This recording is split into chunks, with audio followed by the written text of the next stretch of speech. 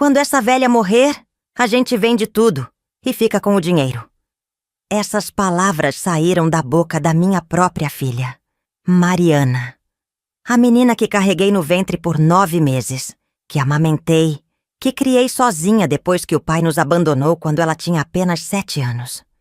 Eu estava deitada no quartinho dos fundos, aquele cômodo minúsculo que antes era depósito, fingindo dormir, quando ouvi o sussurro venenoso atravessar a parede fina.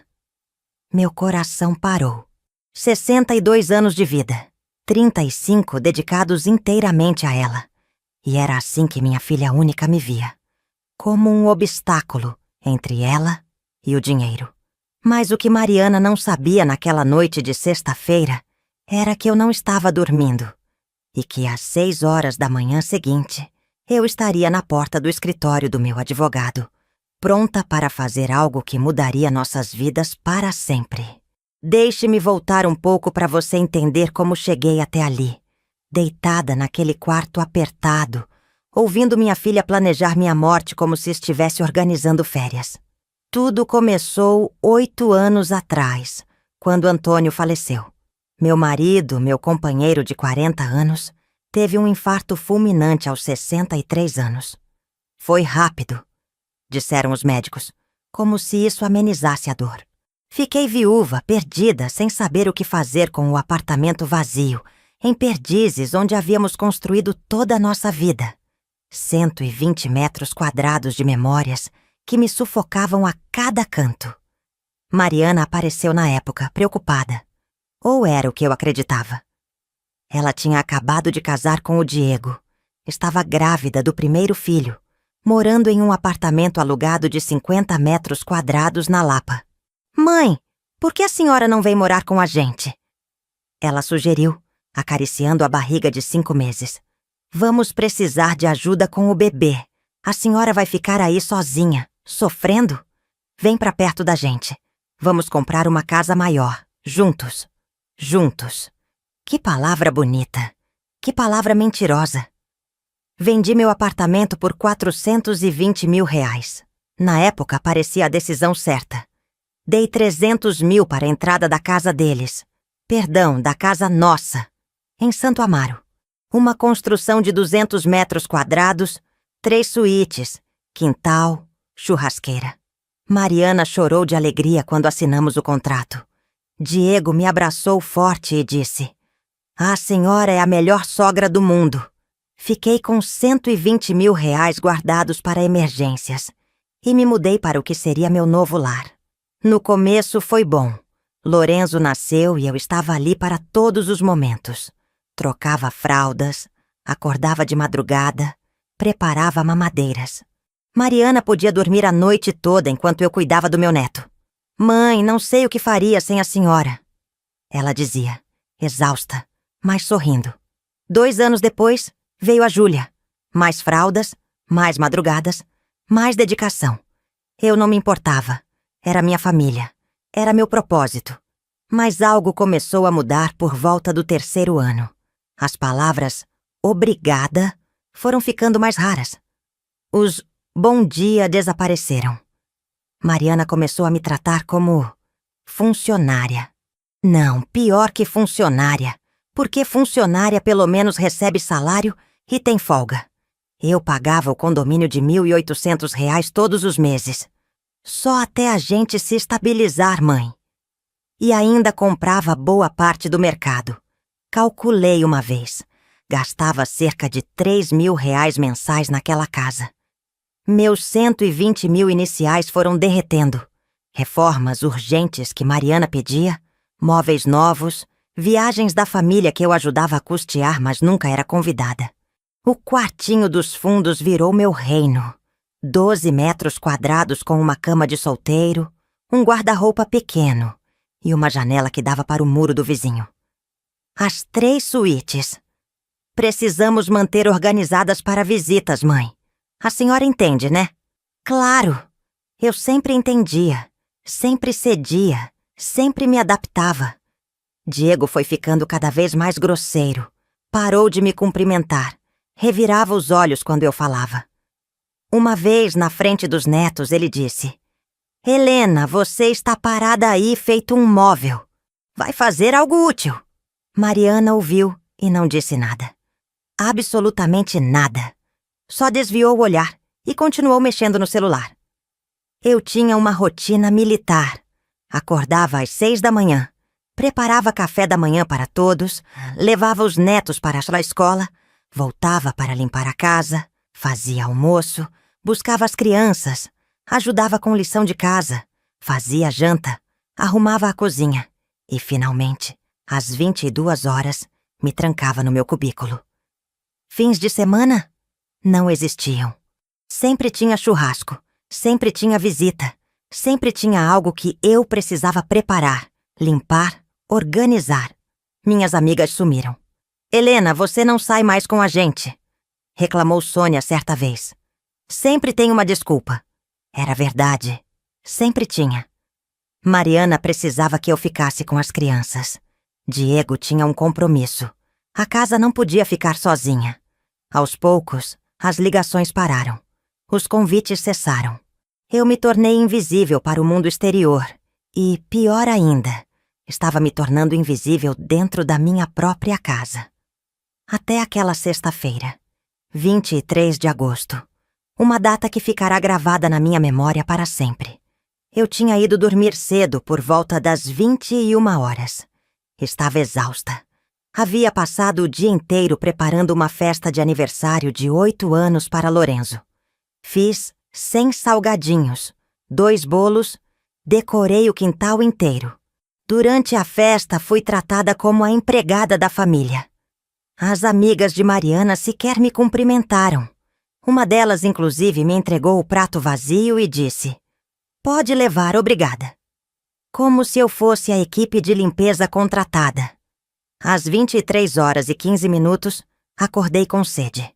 A parede que separava meu quarto do casal era fina, daquelas de drywall, barato. Eu estava prestes a levantar quando ouvi a voz de Mariana. Baixa, conspiratória. Você viu como ela estava patética hoje? Correndo de um lado para o outro, toda empolgada com a festinha. Parecia uma empregada desesperada querendo agradar. Gelei. Era sobre mim. Minha filha estava falando sobre mim.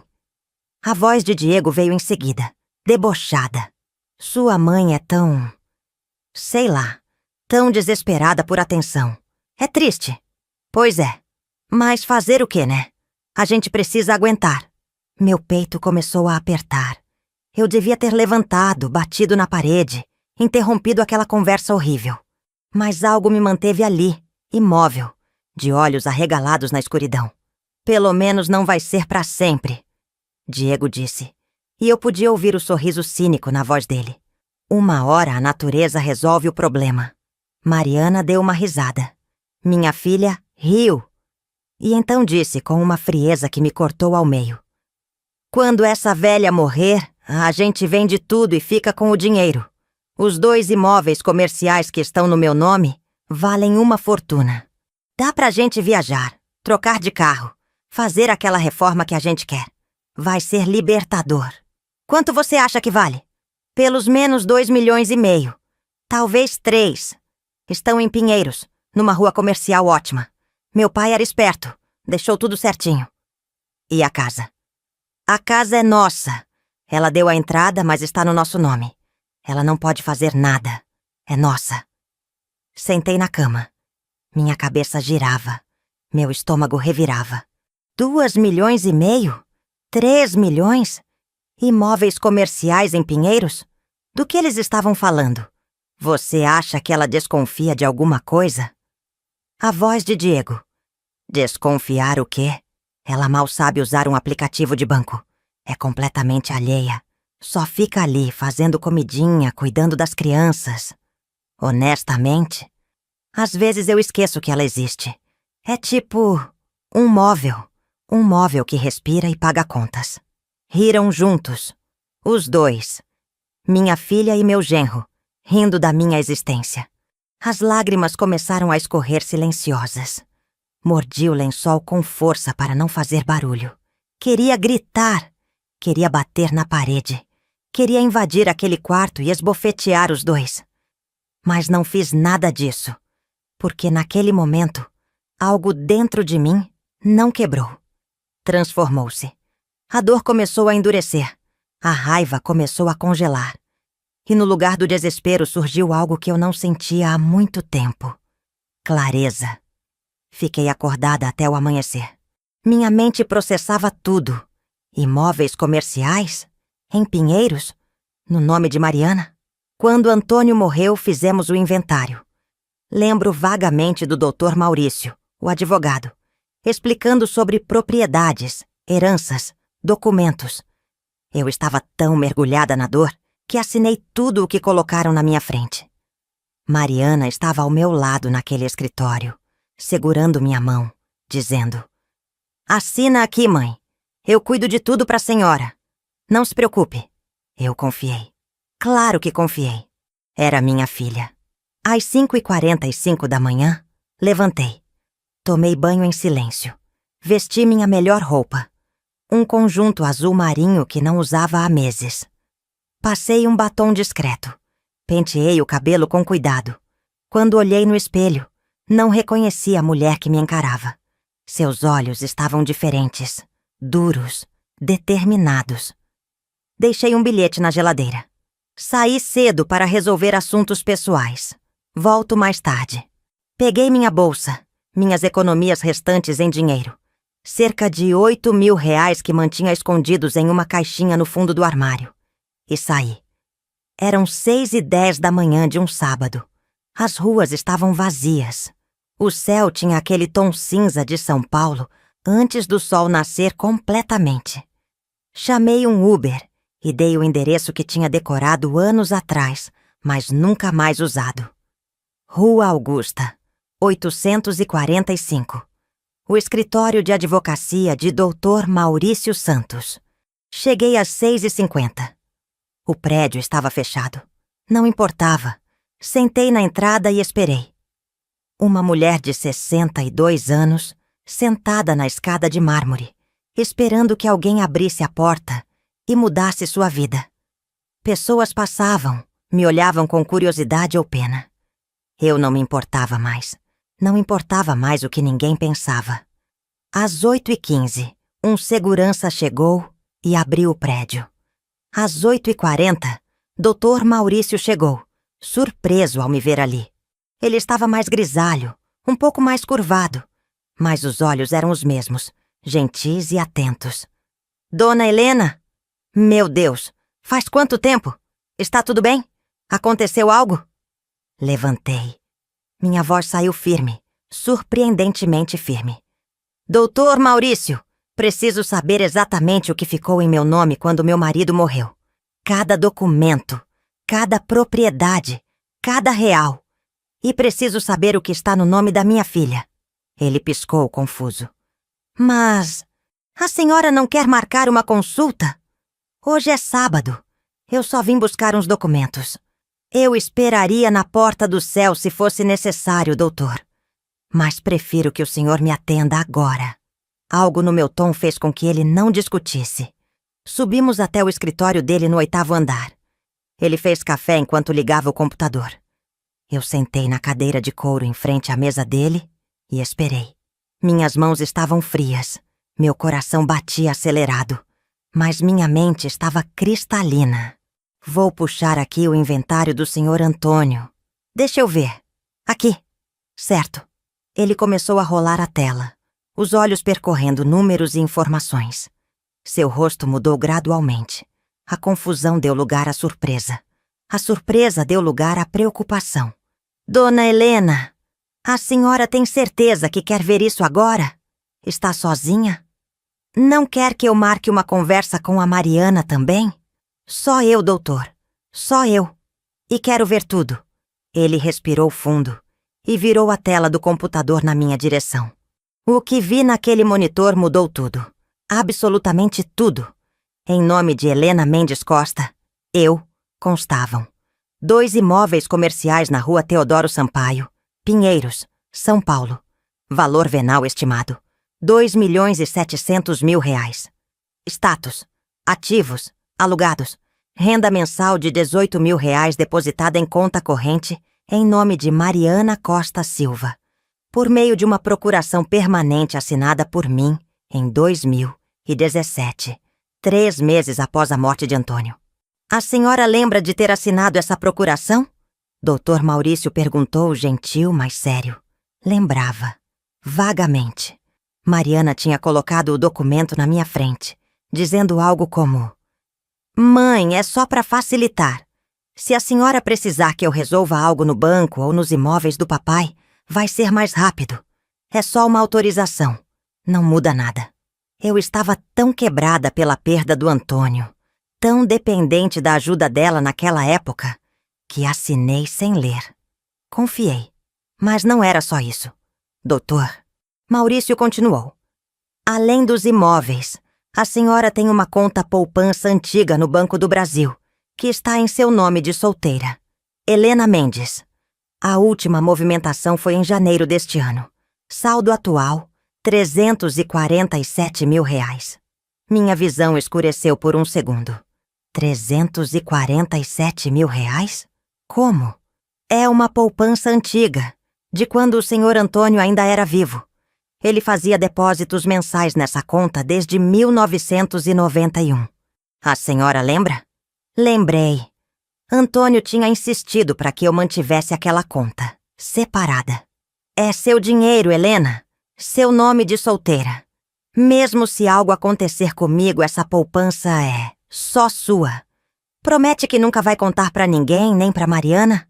É seu futuro, seu seguro. Prometi. E esqueci. Completamente. Nos últimos anos nem lembrava mais que aquela conta existia. Existe mais alguma coisa, doutor? Ele hesitou. Existe sim. E isso é preocupante. Virou a tela novamente. Em dezembro do ano passado, foi tomado um empréstimo consignado de R$ 78.000 no nome da senhora.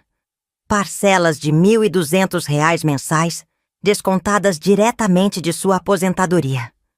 A senhora autorizou esse empréstimo? Que aposentadoria? Eu nunca trabalhei com carteira assinada. Exatamente. Por isso é estranho. Alguém usou seus documentos para registrar uma atividade de contribuição individual retroativa e solicitar aposentadoria. E então, usando essa aposentadoria fraudulenta, contraiu o empréstimo. O dinheiro foi depositado em uma conta conjunta, em nome de Mariana Costa Silva e Diego Silva Rodrigues. Silêncio. Um silêncio tão pesado que parecia sugar o ar da sala. Isso é crime! Eu disse mais para mim mesma do que para ele. Sim, dona Helena. É falsidade ideológica, estelionato e fraude previdenciária. São crimes graves. Minha filha, minha própria filha, não só planejava minha morte, como também já estava me roubando enquanto eu ainda respirava.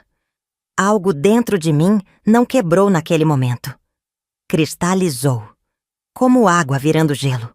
Dura, inabalável, letal. Doutor Maurício, eu disse, e minha voz era tão calma que me assustou. Preciso que o senhor faça algumas coisas para mim, com urgência. Ele pegou-me de um bloco de notas. Estou ouvindo. Primeiro, quero revogar todas as procurações que dei a Mariana. Todas. Imediatamente. Podemos fazer isso na segunda-feira em cartório. Segunda é tarde demais. Existe alguma forma de fazer hoje? Ele pensou. Plantão de cartório. Vou ligar para alguns contatos. Talvez consiga encaixar ainda hoje à tarde. Vai custar um pouco mais caro. Não importa, faça. Segundo, quero retomar o controle total dos imóveis. Ela recebe os aluguéis há quanto tempo? 7 anos. Desde que a senhora assinou a procuração. Fiz as contas mentalmente. 18.000 por mês durante 7 anos. Mais de R$ 1.400.000. R$ 1.400.000 que minha filha embolsou enquanto eu pagava as contas dela e vivia em um quartinho de empregada. Quero esses aluguéis redirecionados para uma conta nova, em meu nome. Pode fazer isso? Sim. Vou precisar de 2 a 3 dias úteis para processar com os inquilinos. Temos os contratos aqui. Ótimo. Terceiro, quero denunciar o empréstimo fraudulento, formalmente, com processo criminal. Ele levantou os olhos do bloco. Dona Helena, a senhora está certa disso? É sua filha. Isso vai destruir a vida dela? Assim como ela estava planejando destruir a minha? Minha voz saiu mais dura do que pretendia. Respirei fundo. Doutor, minha filha me roubou, me humilhou, me escondeu em um quarto de empregada enquanto gastava meu dinheiro. E ainda planeja vender minhas propriedades assim que eu morrer. Propriedades que sequer estão no nome dela. Ela merece as consequências de suas escolhas. Ele assentiu lentamente. Entendo. Vou preparar a documentação para aqui a denúncia. Mas preciso que a senhora saiba. Isso vai resultar em processos criminais. Sua filha e seu genro podem ser presos. Podem e devem. E a casa onde a senhora está morando? A casa está no nome deles? Sim, financiada. Mas a entrada foi dada pela senhora, correto? Sim, R$300 mil. Legalmente, esse dinheiro foi uma doação. A casa é deles. A senhora não tem direito sobre ela. Sorri. Foi um sorriso amargo. Tudo bem. Não quero a casa. Quero distância. Inclusive, quarto ponto. Vou precisar alugar um apartamento. Algo discreto, mobiliado. Pode indicar uma imobiliária?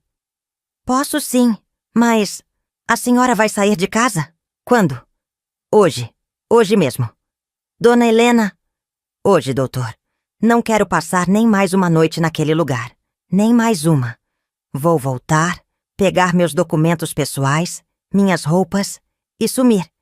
Eles vão acordar amanhã e eu não estarei mais lá. Nunca mais. Doutor... Maurício ficou em silêncio por um longo momento, me estudando. Finalmente assentiu. Está bem.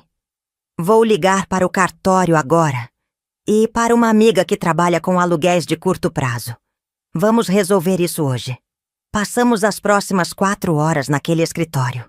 Ele fez ligações. Preenchemos formulários. Assinei documentos. Revogações de procuração. Autorização para denúncia criminal.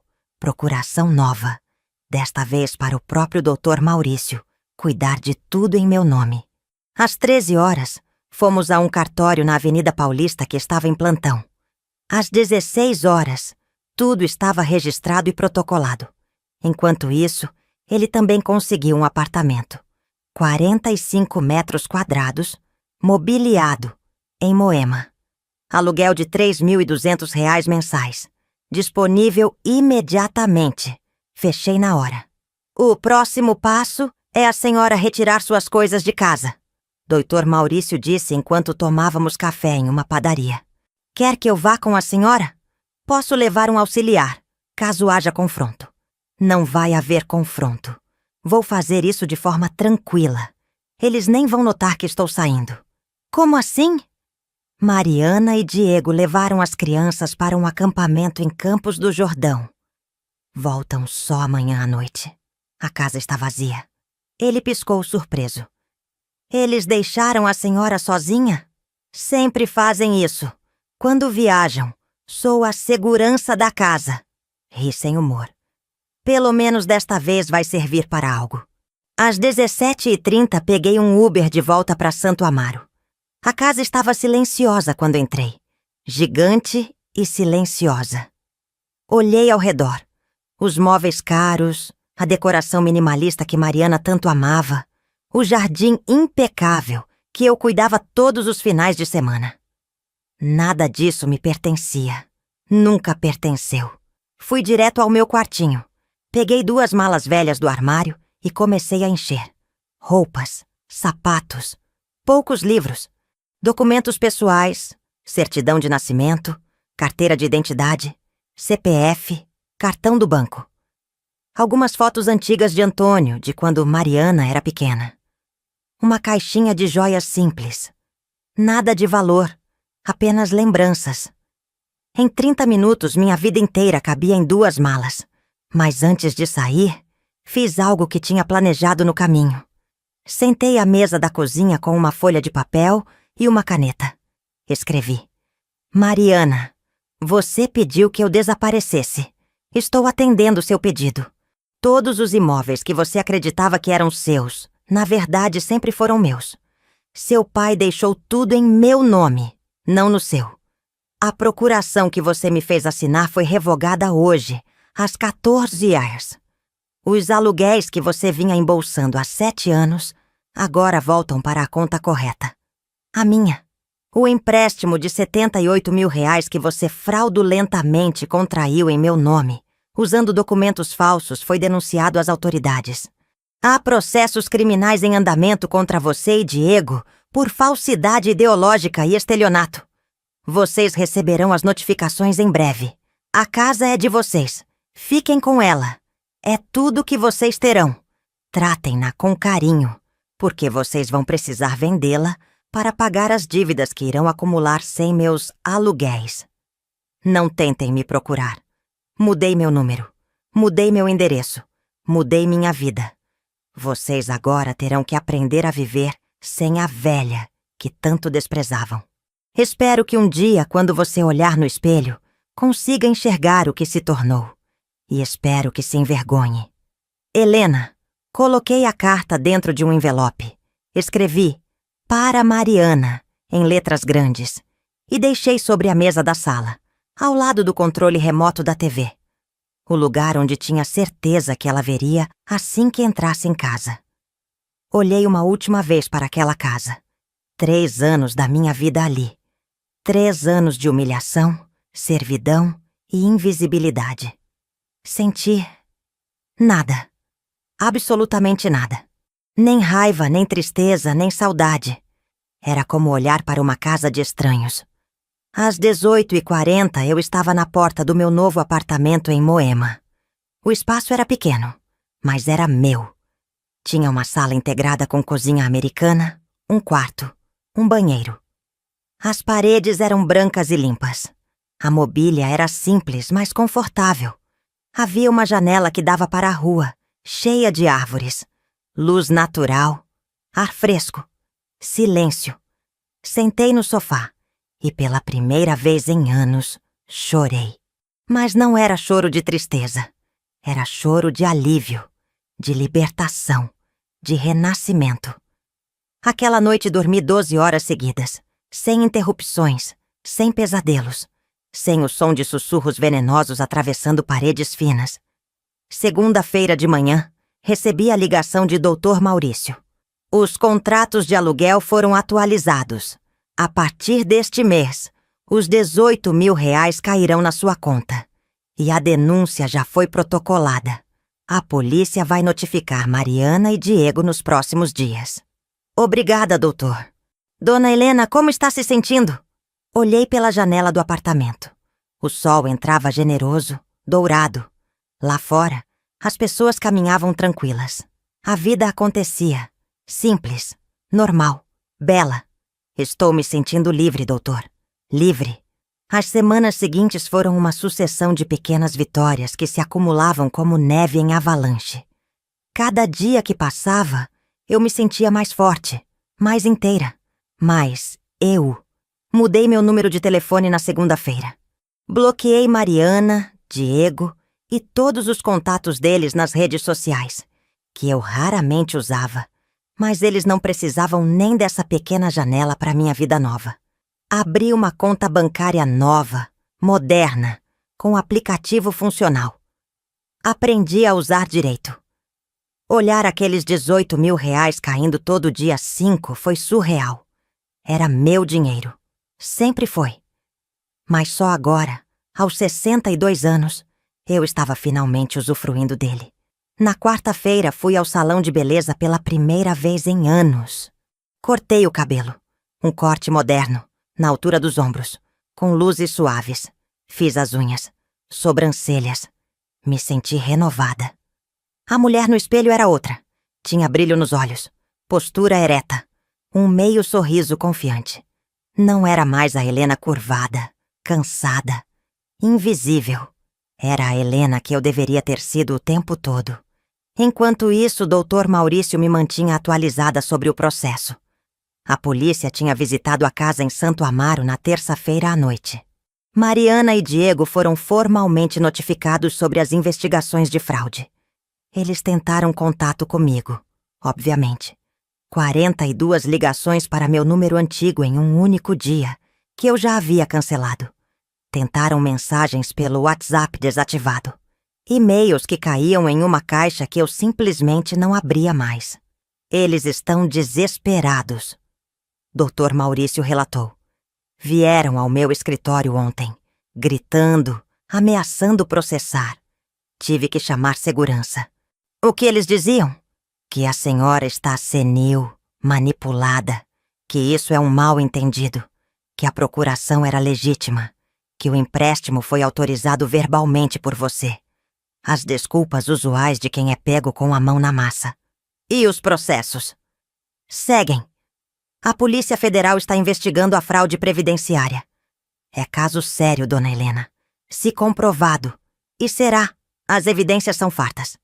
Eles podem pegar de 2 a 5 anos de prisão. Deveria sentir algo. Pena? Remorso? Não senti. Senti apenas justiça. Fria matemática, inevitável. Na quinta-feira recebi uma ligação de um número desconhecido. Quase não atendi, mas algo me fez apertar o botão verde. Alô? Vó? Era a voz da Júlia, minha neta de 6 anos. Meu coração se apertou. Vovó, onde você está? Mamãe está chorando muito e papai está gritando. Eles falam que você sumiu. Eu estou com saudade. Fechei os olhos. Respirei fundo. Júlia, querida, a vovó está bem. Está num lugar seguro e feliz. Mas por que você não volta? Eu quero que você volte. Vovó não pode voltar agora, meu amor. Mas um dia, quando você crescer, vai entender por quê. Você não me ama mais? Essa pergunta me estilhaçou. Eu amo você e o Lorenzo mais do que tudo no mundo. Nunca duvide disso. Mas às vezes, os adultos precisam fazer escolhas difíceis. Vovó precisa cuidar dela mesma agora. Ouvi a voz de Mariana ao fundo. Júlia! Com quem você está falando? Dá esse telefone aqui. A ligação caiu. Chorei. Pela primeira vez desde que saí daquela casa, chorei de dor real. Meus netos, meus amores. Eu os perderia nessa guerra? Provavelmente. Mariana nunca deixaria que eu os visse. Usaria as crianças como arma, como sempre fazem pessoas assim. Mas eu não podia voltar. Voltar significaria morte lenta. Significaria apagar-me gradualmente até não sobrar nada. Às vezes, salvar a si mesma significa perder outras coisas. E por mais doloroso que fosse, eu tinha feito minha escolha. 2 semanas depois, doutor, Maurício me ligou com notícias. Dona Helena, preciso informá-la sobre alguns desenvolvimentos. Mariana e Diego perderam o emprego. Os 2? Sim. Diego foi demitido por justa causa. A empresa descobriu sobre o processo criminal e não quis associação. Mariana trabalhava como coordenadora pedagógica de uma escola particular e... Bem, escolas são rigorosas com antecedentes criminais dos funcionários, especialmente em investigação. Ela foi desligada. Quando foi isso? Semana passada. E tem mais. Eles estão com 3 meses de atraso no financiamento da casa. O banco já enviou notificação de execução. Fiz as contas. 3 meses. Claro. Sem meus aluguéis de 18 mil mensais. Sem os meus 3 mil de ajuda mensal. E agora, sem os próprios empregos, eles estavam afundando. Rápido. Eles tentaram vender os imóveis em Pinheiros? Perguntei. Tentaram. Contataram imobiliárias. Colocaram anúncios online. Mas quando os compradores checam a documentação, descobrem que os imóveis não estão em nome de Mariana. Estão no seu. Ela não pode vender nada. Alguns chegaram a me ligar achando que era golpe. E o empréstimo fraudulento? O banco bloqueou a conta conjunta deles. Estão sendo forçados a devolver os 78 mil reais, com juros e multas. Dá cerca de 93 mil agora. Se não pagarem, vai para execução também. E tem a questão criminal em paralelo. 93 mil reais que eles não tinham. Sem emprego, sem renda, sem meus subsídios. A engrenagem da justiça girava, implacável. Doutor Maurício, sei que pode parecer cruel, mas não quero acordo. Quero que o processo siga até o fim. Entendo, dona Helena. E não me parece cruel. Parece justo. Um mês depois, em uma manhã fria de outubro, recebi a notícia que estava esperando. Mariana e Diego foram despejados da casa. O banco executou a dívida. A casa foi para leilão judicial para cobrir os valores em aberto do financiamento. Onde eles estão agora? Perguntei. Segundo sei, foram morar com os pais do Diego. Um apartamento de 2 quartos em Osasco, com as 2 crianças. Imaginei a cena. Mariana, que adorava posar em seu jardim impecável, e sua sala de estar minimalista, agora espremida em um apartamento pequeno, dependendo dos sogros. Diego, que me tratava como lixo, agora tendo que aguentar a própria família. A roda tinha girado. E os processos criminais? A audiência marcada para janeiro. A promotoria está propondo acordo. Se confessarem e devolverem os valores, pegam pena alternativa com serviços comunitários. Se negarem e forem condenados em juízo, podem pegar prisão. Deixa seguir. Respondi. Quero ver o que escolhem quando a parede apertar de verdade. Enquanto a vida deles desmoronava, a minha florescia.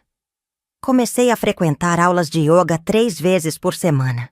Conheci um grupo de mulheres da minha idade, Sônia, Regina, Beatriz, que se reuniam para caminhadas no Ibirapuera, aos sábados.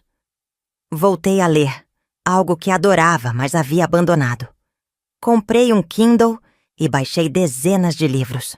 Passei a ir ao cinema sozinha, algo que nunca tinha feito.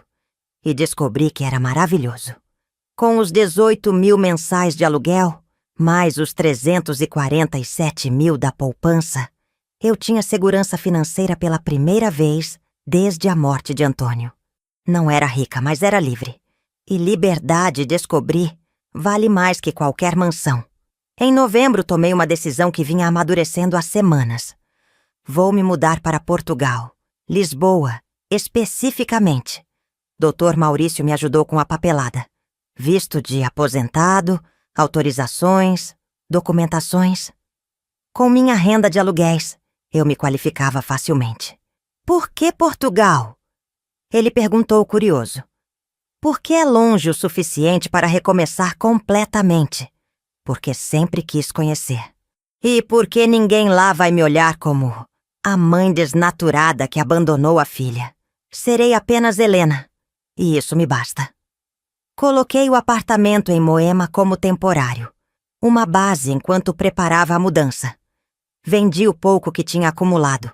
Comprei passagem só de ida para março de 2025. 4 meses para me despedir de São Paulo, da vida antiga, das cinzas do que fui. Em dezembro, 2 dias antes do Natal, recebi uma carta registrada. Era de Mariana. Abri com mãos trêmulas, não de medo, mas de curiosidade. O que ela teria a dizer depois de 4 meses de silêncio forçado? A carta tinha 3 páginas escritas à mão. Comecei a ler. Mãe, eu sei que não tenho o direito de te chamar assim. Eu sei que não mereço sua atenção. Mas preciso tentar. Esses últimos meses foram um inferno. Perdemos tudo. A casa, os empregos, a dignidade. Estamos morando de favor com os pais do Diego. As crianças dividem um colchão no chão. Eu choro todas as noites. Mas sabe o que é pior que tudo isso? É saber que mereci. Cada segundo desse sofrimento mereci. Porque eu fui a pior filha que alguém poderia ser. Você me deu tudo. Sua juventude, seu dinheiro, seu amor, sua vida. E eu te paguei com desprezo, com humilhação, com crueldade. Não estou escrevendo para pedir perdão. Sei que não mereço. Não estou escrevendo para pedir dinheiro. Sei que nunca mais verei 1 centavo do que roubei de você. Estou escrevendo porque preciso que você saiba. Eu estava errada. Completamente, absolutamente errada. Aquela noite, quando eu disse aquelas palavras horríveis sobre você. Mãe, eu não sei o que deu em mim. Inveja? Frustração? Maldade pura? Não sei. Mas sei que foram as palavras que destruíram minha vida. Porque você ouviu. Você ouviu e acordou. E fez o que deveria ter feito anos atrás. Se protegeu de mim. As crianças perguntam por você todos os dias. Lorenzo fez um desenho da vovó e deixa no criado mudo dele. Júlia chora à noite e diz que quer você de volta. Eu não sei o que dizer para eles. Que a vovó fugiu? Não. A vovó se salvou. De nós. De mim. Eu não sei se você vai ler isso até o fim. Não sei se rasgou esta carta antes de chegar aqui. Mas se estiver lendo, saiba. Você fez certo. Em tudo. E eu, em tudo, fiz errado.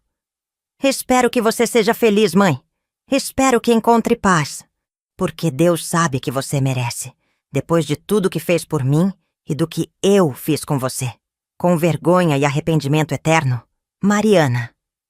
Terminei de ler e dobrei a carta lentamente. Senti algo? Sim. Não era raiva mais. Não era nem tristeza. Era aceitação. Aceitação de que minha filha finalmente entendera. Tarde demais, talvez, para salvar o que havia entre nós. Mas não tarde demais para ela salvar a si mesma. Guardei a carta em uma gaveta. Não respondi. Ainda não. Talvez nunca.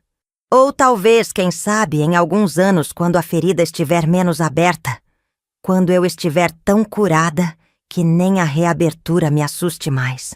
Talvez. Janeiro chegou com chuvas torrenciais e audiência judicial. Doutor Maurício me representou. Não precisei comparecer. Mariana e Diego aceitaram o acordo proposto pela promotoria. Confissão dos crimes, pena alternativa de 3 anos de serviços comunitários, restituição parcelada dos valores, que sabíamos que nunca conseguiriam pagar integralmente, e antecedentes criminais permanentes em suas fichas. Está satisfeita com o desfecho? Dr. Maurício perguntou depois da audiência por telefone. Pensei antes de responder. Não queria vingança, doutor. Queria justiça. E consegui. Eles terão que viver com as consequências de suas escolhas. Assim como eu vivi com as minhas durante anos. A diferença é que minhas escolhas eram amor. As deles eram ganância. A senhora é uma mulher muito sábia, dona Helena. Não sou sábia. Sou apenas cansada de ser invisível. Fevereiro foi meu mês de despedidas. Encontrei minhas amigas uma última vez. Sônia, Regina, Beatriz. Tomamos vinho em um restaurante em Pinheiros. E elas me fizeram prometer que manteria contato. Prometi. E dessa vez, era uma promessa que eu pretendia cumprir. Visitei o túmulo de Antônio pela última vez. Levei flores brancas. Suas favoritas. Sentei na grama ao lado da lápide. E conversei com ele como se ele estivesse ali, me ouvindo. Antônio, eu falhei com nossa filha. Ou ela falhou comigo. Não sei mais. Mas sei que você ficaria orgulhoso do que fiz. Não me deixei destruir. Usei o que você me deixou. Os imóveis, a poupança, as ferramentas, para me reerguer. Estou indo para Lisboa. Vou viver o que ainda me resta com dignidade. E vou pensar em você todos os dias, amor. Obrigada por ter tido a sabedoria de proteger meu futuro, mesmo quando eu estava cega demais para perceber. O vento soprou suave, balançando as árvores ao redor. Senti como se ele tivesse me respondido. 28 de março de 2025. Aeroporto de Guarulhos, Terminal 3, Portão 15. Eu estava ali, com 2 malas, um coração leve e um futuro aberto. Embarquei no voo TAP às 23h50. 12 horas depois, pousei em Lisboa sob um céu azul absurdamente claro. O apartamento que aluguei fica no Chiado, 3º andar sem elevador. Me faz bem subir as escadas todos os dias. 80 metros quadrados, janelas enormes que dão para ruas de paralelepípedos, onde bondinhos amarelos passam chacoalhando.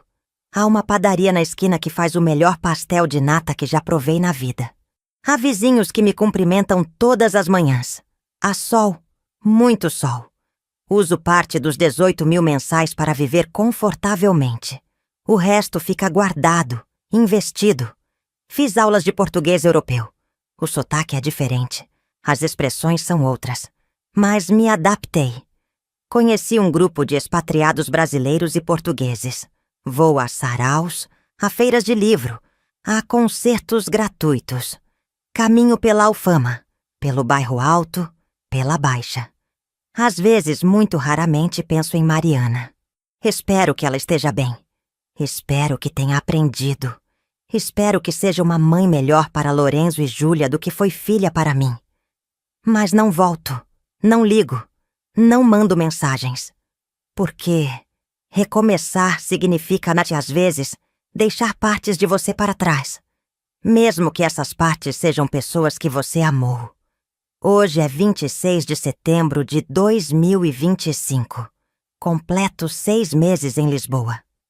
Estou sentada em um café na Praça do Comércio, tomando um galão e comendo uma torrada com manteiga. O Tejo brilha ao longe, azul e eterno. Turistas passam tirando fotos. A vida acontece, simples e bela. Abro meu e-mail por hábito e vejo uma mensagem de Dr. Maurício. Abro. Dona Helena, espero que esteja bem e feliz em sua nova vida. Escrevo para informar que o processo foi encerrado oficialmente ontem. Mariana e Diego começaram a cumprir suas penas alternativas. Além disso, conseguiram empregos humildes. Ela como professora auxiliar em escola pública, ele como motorista de aplicativo. E estão, aparentemente, reconstruindo suas vidas com humildade. Achei que gostaria de saber. Qualquer coisa, estou à disposição. Abs, Dr. Maurício Santos. Fecho o e-mail. Sorriu. É um sorriso pequeno, mas genuíno. Eles estão reconstruindo. Bem, ótimo. Todos merecemos segundas chances, mas alguns de nós também merecemos primeiras chances de viver por nós mesmos. Meu telefone vibra. É mensagem de Sônia, de São Paulo.